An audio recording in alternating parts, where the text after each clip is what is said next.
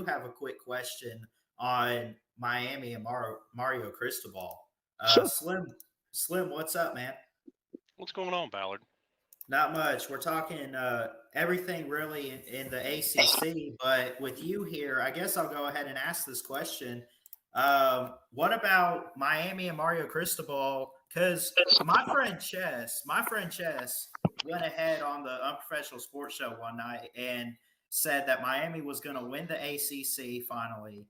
And I said that it was kind of a good take. I like the recruiting. I like the hire for Cristobal. What's it going to take to do that? Listen, I don't particularly have high expectations for a first-year head coach. And I'm not just talking about a first time. I'm talking about first year in any program. I do think this staff is good for a couple more wins than what they had last year. That's why I've said during the offseason, they're probably going to be somewhere around 9-3. I think exceptional quarterback play will bring them up to say 10-2.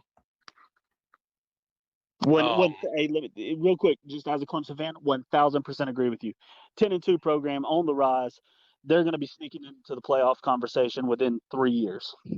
Yeah, well, and I think I'm not predicting this whatsoever, but I can see a scenario where kind of like Kirby did in his second year. We rematch Clemson in the ACC title game. It's hard to beat a team twice. And I do think Clemson will beat us during the season. So, I mean, if Miami's sitting there at 11-2, say they win the rematch in the ACC championship game, that's a hard team to leave out, especially if, one of their wins during the season is at College Station.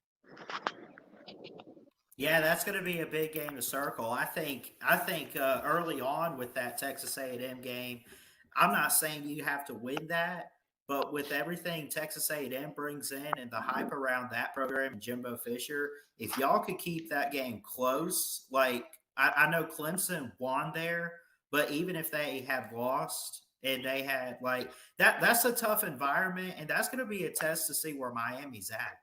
Hey, real quick.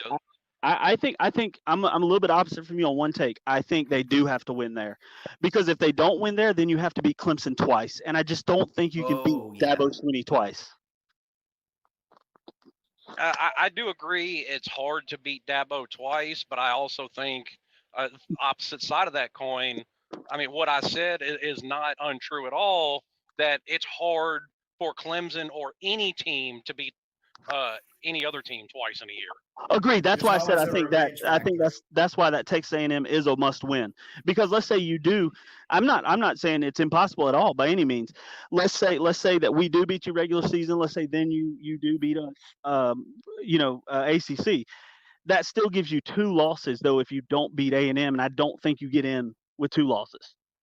I think it's a maybe. I mean, it all depends on how other things in the country are working out. But I mean, listen, I'm not even looking at something like that. Like I said, I don't have a whole lot of expectations year one, but especially with Mario Cristobal, I think Uncle Lou hit the nail on the head. 2024, 2025, that is going to be a loaded and dangerous team. Fully agree.